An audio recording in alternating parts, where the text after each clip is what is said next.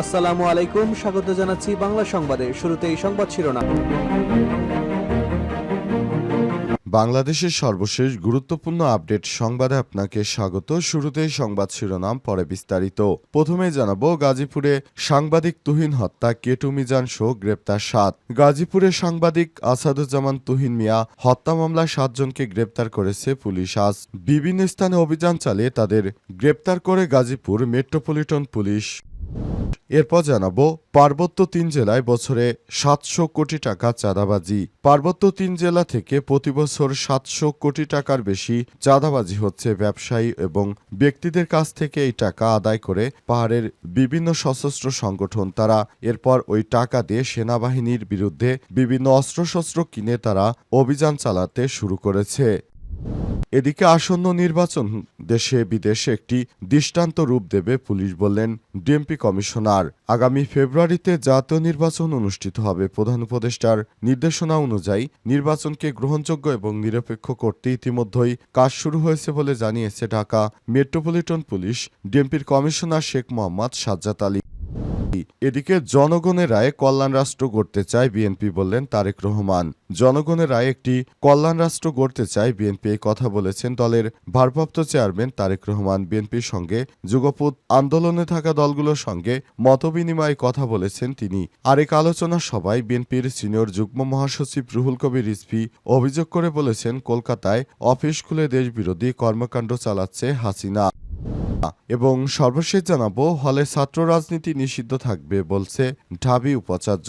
আবাসিক হলে ছাত্র রাজনীতি নিষিদ্ধ থাকবে বলে জানিয়েছেন ঢাকা বিশ্ববিদ্যালয়ের উপাচার্য অধ্যাপক ড নিয়াজ আহমেদ। গতকাল শিক্ষার্থীদের আন্দোলনের মুখে কথা বলতে বাধ্য হন তিনি। এর আগে ছাত্রদলের কমিটি গঠন নিয়ে ঢাকা বিশ্ববিদ্যালয়ে আবার রাজনীতি শুরু হলে এই ঘোষণা দেয়া হয়। প্রিয় দর্শক, এতক্ষণ শুনছিলেন সংবাদ শিরোনাম, এবারে বিস্তারিত। তবে তার আগে বন্ধুরা, অনুরোধ থাকবে এই সংবাদটিতে একটি লাইক দিন। এই চ্যানেল আপনি নতুন হয়ে থাকলে আমাদের সংবাদটি দেখতে দেখতে চ্যানেলটি সাবস্ক্রাইব করে রাখুন। কমেন্ট করে বন্ধুরা আপনার মূল্যবান মতামত জানিয়ে দিন আপনি বাংলাদেশের কোন স্থান থেকে বা বিশ্বের কোন দেশ থেকে আমাদের সঙ্গে রয়েছেন। আর বন্ধুরা, এই সংবাদটি আপনার সোশ্যাল মিডিয়া ফেসবুকে শেয়ার করে বন্ধুদেরও দেখার সুযোগ করে দিন। এবারে বিস্তারিত। গাজীপুরে সাংবাদিক তুহিন হত্যা, কেটু মিজান সহ গ্রেপ্তার ৭। গাজীপুরে সাংবাদিক আসাদুজ্জামান মিয়া তুহিন হত্যা মামলায় ৭ জনকে গ্রেপ্তার করেছে পুলিশ। আজ রাতে ও শনিবার ভোরে বিভিন্ন স্থানে অভিযান চালিয়ে তাদের গ্রেপ্তার করেছে গাজীপুর মেট্রোপলিটন পুলিশ। গ্রেপ্তারকৃতরা হলেন কেটু মিজান এবং তার স্ত্রী গোলাপী বেগম, ভবানীপুর উত্তরা এলাকা থেকে সুমন, হোতাপাড়া থেকে আলামিন, ময়মনসিংহের গফরগাঁও থেকে স্বাধীন ও শাহজালাল এবং মহানগরের চান্না এলাকা থেকে ফয়সাল হাসান। এ নিয়ে হামলায় মোট ৭ জনকে গ্রেপ্তার করা হয়েছে। গাজীপুর মেট্রোপলিটন পুলিশের অতিরিক্ত কমিশনার জাহিদ হাসান বিষয়টি নিশ্চিত করেছেন। এর আগে গাজীপুর মেট্রোপলিটন পুলিশ ও র্যাব আরও ৪ জনকে গ্রেপ্তার করে, যারা সাংবাদিক তুহিন হত্যাকাণ্ডের সঙ্গে সরাসরি যুক্ত ছিলেন। নিহত আসাদুজ্জামান তুহিন দৈনিক প্রতিদিনের কাগজ পত্রিকার গাজীপুরে স্টাফ রিপোর্টার ছিলেন। তিনি ময়মনসিংহের ফুলবাড়িয়া থানা ভাটিপাড়া গ্রামের হাসান জামালের ছেলে। তুহিন পরিবার নিয়ে চান্দনা চৌরাস্তা এলাকায় বসবাস করতেন। বিশেষ করে এসব বিএনপি সন্ত্রাসীদের চাঁদাবাজি নিয়ে তিনি কথা বলার কারণে তার বিরুদ্ধে এই ধরনের ব্যবস্থা গ্রহণ করে এই সন্ত্রাসী গ্রুপ। তারা কোনোভাবেই তাদের চাঁদাবাজির নিউজগুলো কেউ রিপোর্ট করুক, সে বিষয়টি তারা চায়নি। এ কারণে প্রকাশ্যে দিবালোকে তারা মিজানকে কুপিয়ে হত্যা করে কিভাবে ধ্বংসযজ্ঞ চালিয়েছে এটা এই বাংলাদেশের সব মানুষ দেখেছে। সুতরাং কোনো চাঁদাবাজ দলকে আর এদেশের মানুষ ক্ষমতায় দেখতে চায় না। এই চাঁদাবাজরা যা শুরু করেছে সাধারণ জনগণ এমন বাংলাদেশ কখনো চায়নি। তারা যদি আগে থেকে জানতো যে স্বাধীন বাংলাদেশে এরকম হত্যাকাণ্ডের ঘটনা ঘটবে, তাহলে সেদিন ৫ই আগস্ট এত মানুষ তাদের জীবন দিত না। এই জীবনের বিনিময়ে যদি এই ধরনের হত্যাকাণ্ডের ঘটনা ঘটে, তাহলে এমন স্বাধীনতার কোনো প্রয়োজন নেই বলে মনে করছেন সংশ্লিষ্ট বিশ্লেষকরা। পার্বত্য ৩ জেলায় বছরে ৭০০ কোটি টাকা করে চাঁদাবাজি। পার্বত্য ৩ জেলায় প্রতি বছর ৭০০ কোটি টাকার বেশি চাঁদাবাজি হচ্ছে ব্যবসায়ী এবং ব্যক্তিদের কাছ থেকে ওই টাকা আদায় করে পাহাড়ের বিভিন্ন সশস্ত্র সংগঠন, স্থানীয় প্রশাসন ও সেনাবাহিনীর অভিযোগ, পার্বত্য শান্তি চুক্তির পর অস্ত্র ও সদস্যদের তালিকা জমা দেওয়ার কথা থাকলেও জেএসএস, ইউপিডিএফ সহ কোনো সংগঠনই তা করেনি। ফলে পাহাড়ে অস্থিরতা রয়ে গেছে, শান্তি স্থাপন সম্ভব হচ্ছে না। চলতি বছরের শুরুতে খাগড়াছড়িতে ঘুরতে এসে অপহরণের শিকার হন ৫ বিশ্ববিদ্যালয়ের শিক্ষার্থী। মুক্তিপণ দাবি করে তাদের নদী পার হয়ে নিয়ে যাওয়া হয় জেলাছড়া গ্রামে। পরে ৭ দিন শ্বাসরুদ্ধকর অভিযানে সেনাবাহিনী তাদের উদ্ধার করে। চাঁদাবাজির শিকার শুধু পর্যটকরাই নন, ইন্টারনেট ও মোবাইল সেবা প্রদানকারী প্রতিষ্ঠানগুলোর কাছ থেকে বড় অঙ্কের টাকা দাবি করা হয়। খাগড়াছড়িতে এক মোবাইল অপারেটরের প্রতিদিনের দাবি, ইউপিডিএফ ও জেএসএসএফ তাদের কাছ থেকে ৪ কোটি ৮০ লক্ষ টাকা চাঁদা চেয়েছিল। টাকা না দেয় সব টাওয়ারের সংযোগ কেটে দিয়ে অপহরণ করা হয় এক কর্মকর্তাকে।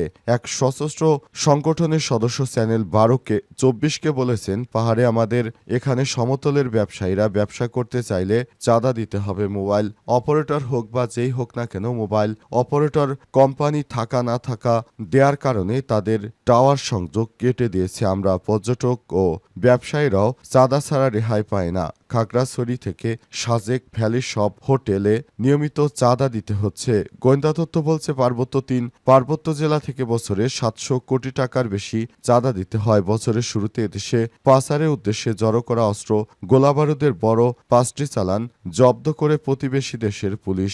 খাগড়াছড়ি জেলা প্রশাসক এবিএম ইফতেখারুল ইসলাম খন্দকার বলেছেন, পর্যটকদের নিরাপত্তা নিশ্চিতে সম্মিলিতভাবে কাজ করা হচ্ছে। কেউ যেন কোনো ধরনের নাশকতা তৈরি করতে না পারে, এজন্য সর্বাত্মক প্রচেষ্টা চালিয়ে যাচ্ছে বাংলাদেশের প্রশাসন।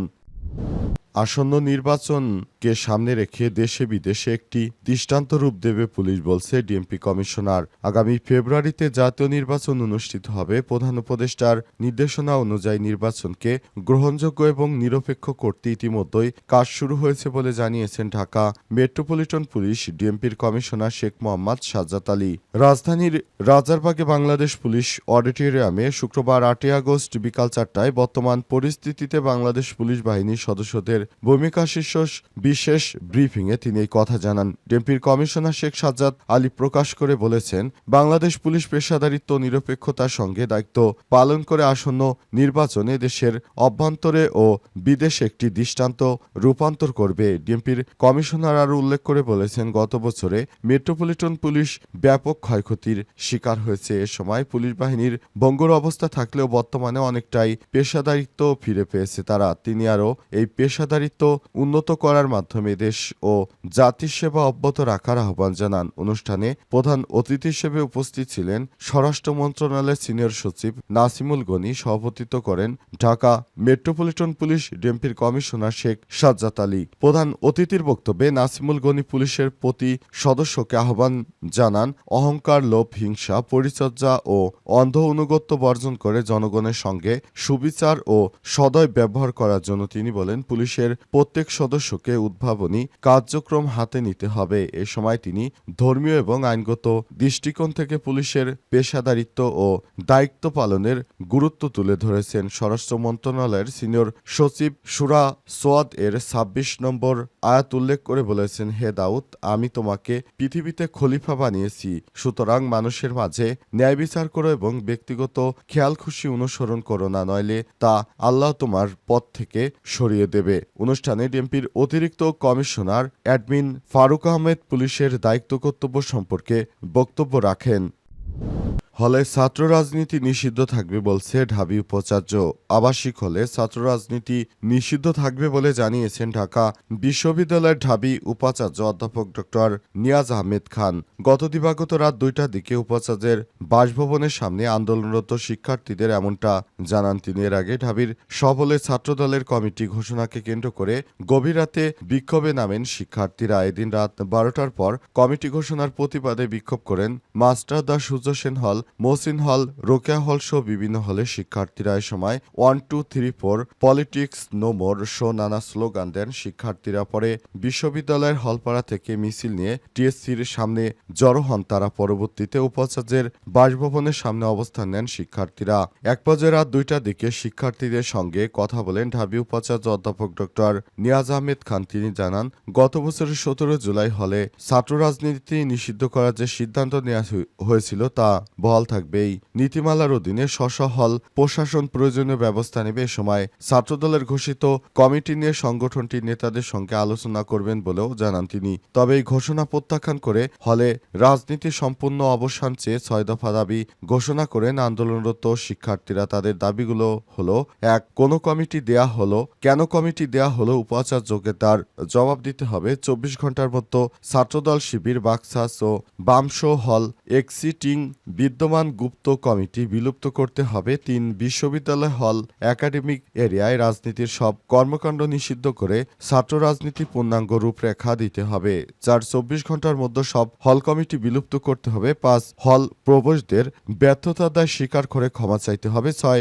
দ্রুত ডাকসু নির্বাচন বাস্তবায়ন করতে হবে বলেও জানান তারা। এ অবস্থায় কোনো উপায়ন্ত না দেখে অবশেষে তারা সিদ্ধান্ত নিয়েছে যে আর কোনো হলে রাজনীতি থাকবে না।